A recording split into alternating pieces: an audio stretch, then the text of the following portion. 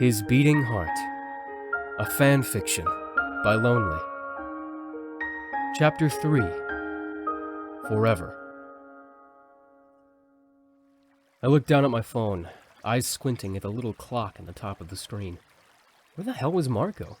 It was almost 1 in the afternoon and my stomach was being incredibly anxious, catching the attention of several passers-by as I waited. To Marco. Dude, where the fuck are you? He and I had made arrangements to meet up at the fountain, the very same fountain I was standing next to right then. Usually we would just head to lunch right after astronomy on weekdays, but we didn't have astronomy on Fridays, so that really wasn't an option. Instead, we've had to come up with places to meet each other at. From Marco. Will you just chill out? I'm almost there. My class was all the way on the other side of campus.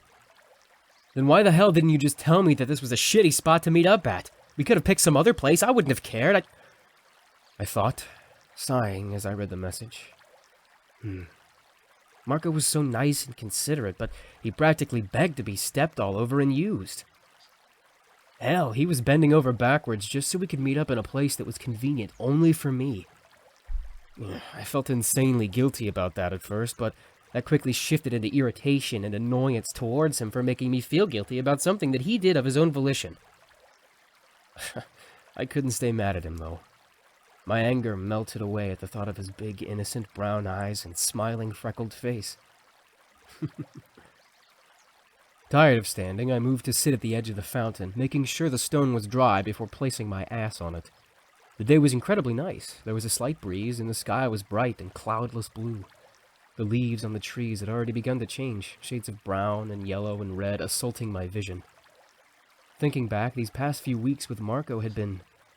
fun didn't quite cover it. A blast? Spectacular? Life-changing was pushing it. I think I'll just stick with spectacular. These past few weeks with Marco had been spectacular. I was not stretching the truth one little bit when I said that I loved every minute I spent with the guy. And that was a huge deal for me. Usually I couldn't fucking stand most people, and those I could, it didn't stay that way for too long. But Marco was an absolute treat to be around. My jokes didn't offend him, and he listened to me whenever I wanted to talk, and I always felt so calm when I was with him. It was great. At that point, it had become standard for me to stay at Cena with Marco over the weekends. After all, what was the point of me even going back to my room each night if I was just going to spend every spare moment I had with Marco? Exactly, there was no point. I did just that, by the way. Spent every spare moment I had with Marco. We went to lunch and dinner together, we studied and did homework together. Hell, he even helped me with some of my work. I cherished how he would go out of his way for me. It made me feel like I was worth something.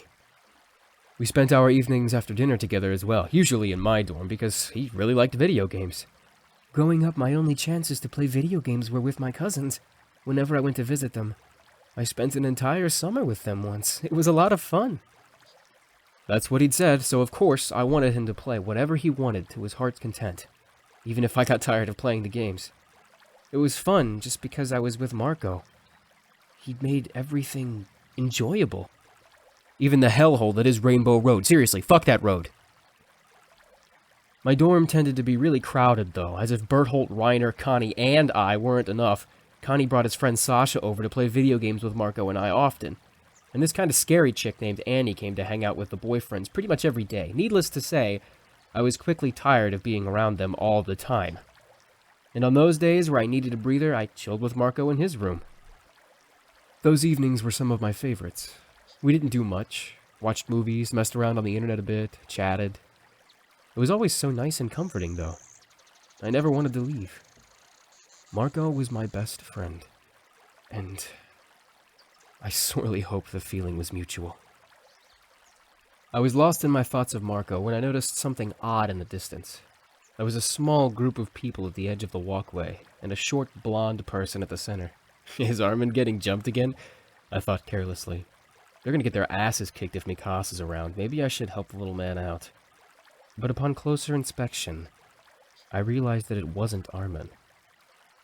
It was a small and helpless girl. An honest mistake, really. Oh hey, it's Marco! I almost hadn't been able to pick him out from the rest of the guys surrounding him. Uh-oh. There were guys surrounding him. I could have sworn my heart stopped when I saw this, but some guy just punched Marco in the face. Who the fuck does he think he is? I jumped to my feet then, eyes wide and blood boiling. Marco reeled back, his arm around the little girl, and something dark was dripping from his nose. Ah!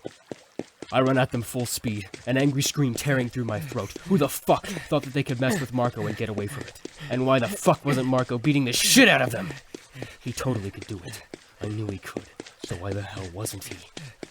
He cannot seriously be so nice as to let some assholes beat him around and... No more thinking, only ass kicking now. I flew forward with all the strength and spring power in my legs, and I drop-kicked that motherfucker. The very same motherfucker that thought it would be okay to punch Marco in the face. Marco was carrying the girl away. And that vaguely registered in the back of my mind as maybe the reason he didn't fight back. But I was seeing far too much red at that point to even care. Standing on the chest of the guy I just drop-kicked, the rest of the jackasses came at me, and I lunged at the first one that even got close. Hooking my hands around the back of his head, I swung him down and brought my knee up to his nose, an audible crack resounding from his face, blood spouting from his nostrils instantly. Pain in my ass it was. Stained my fucking jeans. Just then one of the guys came up and punched me hard in the stomach, and I doubled over. The wind having been knocked right out of me. As I struggled for breath, he grabbed me by a fistful of my hair, kicking my knees in from behind and swinging my face to the ground. My cheek was dug into the concrete, and I could taste blood. The guy I'd busted up with my knee ran forward and kicked me in the ribs. And I swore to God if he broke any of my ribs.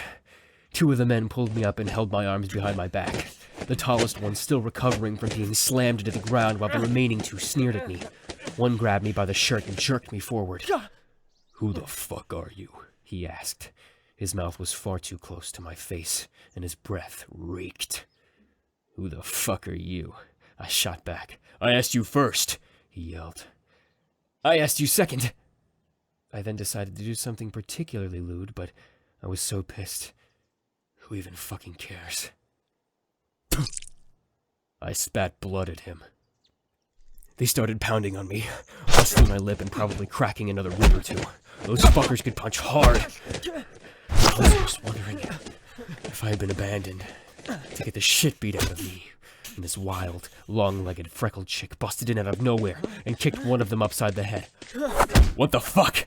one of my captors yelled, right before she elbowed them in the face. What the fuck indeed.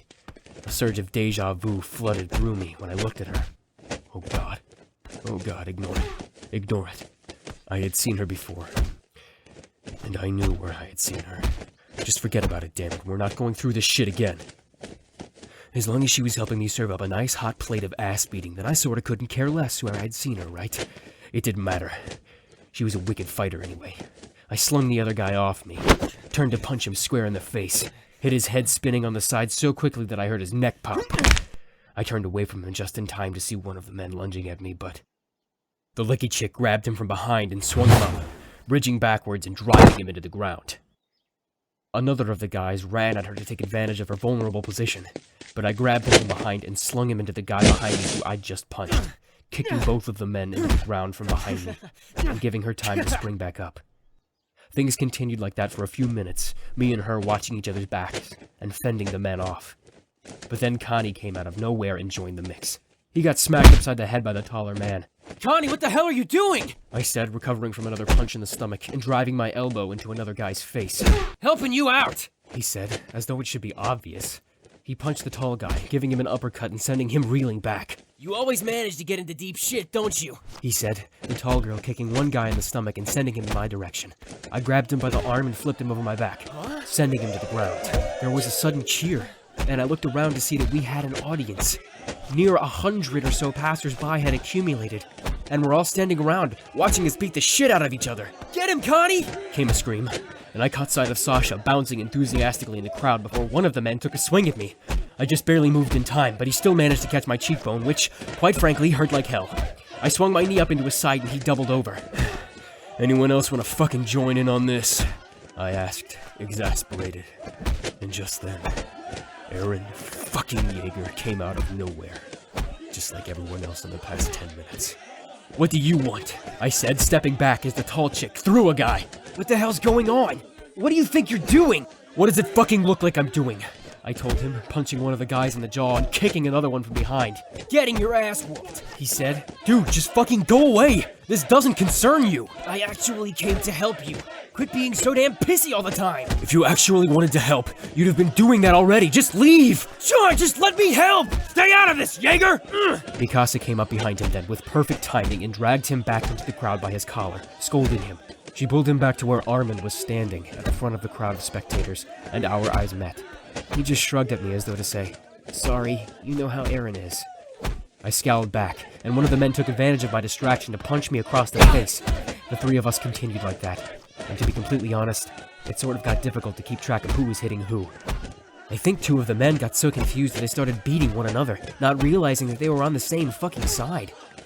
I paid careful attention so as not to hurt the freckled lady, or Connie. We actually worked together quite well. The chick had one guy in a chokehold telling Connie to "Get him, Baldy!" And so I ran up and knocked the guy out, telling her, "Don't call me that!" We were all bonding already. Good times for all. At one point, out of the corner of my eye, I spotted Reiner, Annie, and Berthold talking to Marco, and the girl he'd carried to safety. Marco had a tissue in his nose, which was thoroughly soaked with blood, and I felt a little hurt he had just been sitting on the sidelines while I got beat to the ground. I didn't have a lot of time to dwell on it, though. Reiner and Annie were quick to join us. "How's it going, John?" Reiner said, smiling as he grabbed two guys who were fighting each other and slammed their heads together. "I've had better days," I called back, watching in astonishment as Annie effortlessly knocked one guy right on his ass. We probably could have put the guys in the hospital with their help if we weren't interrupted. "Public safety! Hurry! Scramble!" We all froze, and we were fucking gone. The crowd disappeared, the other guys picked up their unconscious friend and took off, and we all did the same. Together we raced off towards the dining hall. I looked back to make sure Marco was with us. He was.